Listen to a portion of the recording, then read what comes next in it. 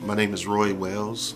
I'm originally from Wichita, Kansas. I come from a family of four. I did pretty well in school within my junior and senior year.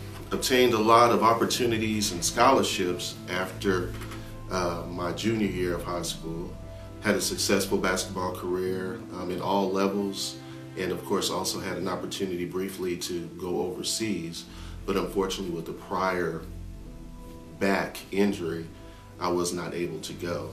As far as my childhood is concerned, it was a very difficult time growing up for me because my father, he had just came back from the war. He worked as a laborer, but unfortunately my father was a drinker, and at that time he was very restless and frustrated with where his life was going, how we were going to get the meals on our plates to eat that night. And he would take that frustration out on me. As I did grow up, I found myself in a lot of ways doing things to acquire attention. Steal, wouldn't rob, but I would steal. And unfortunately that got me into more trouble.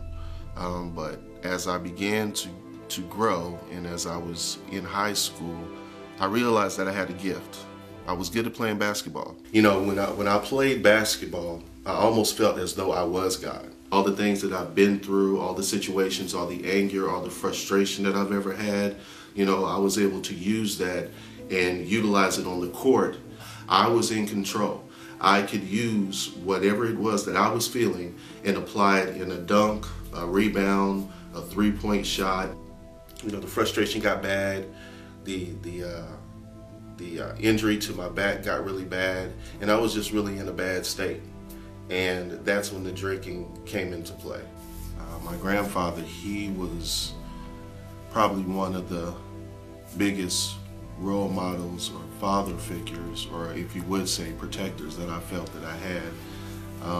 Unfortunately when he passed away, once again, that was one of those times when I felt, okay, God, once again, you're taking the most important person I felt in my life that was always there for me. And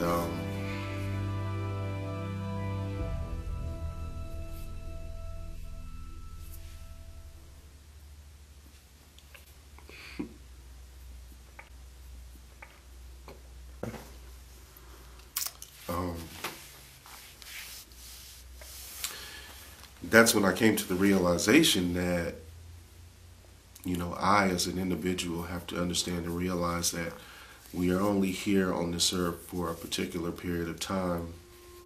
Why did I have to go through what I've been through to feel such pain, so much frustration, so much anger, so much loss?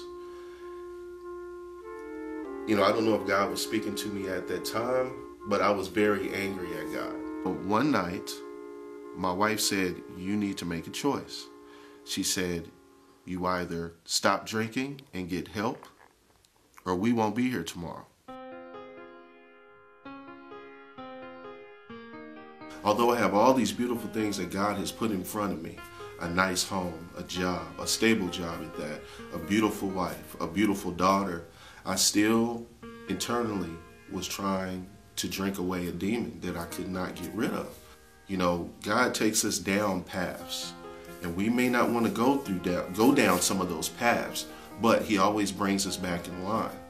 And I still have a hard time today dealing with specific things that happened in my past, but now having God in my life and knowing what he's given me and the path that he's taken me on to get here today, to be in front of this camera talking, it means the world to me, because I can now say that I'm starting to see the light. The reason why I would invite someone to check out Hope City Church is because it's a great environment, great atmosphere.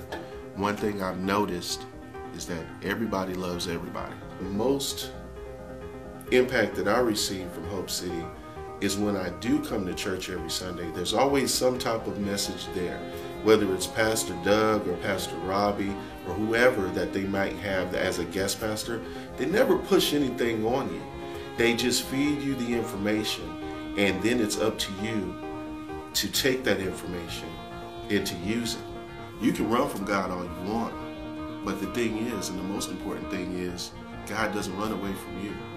You can close the door on God. The important thing is, God will open that door right back up.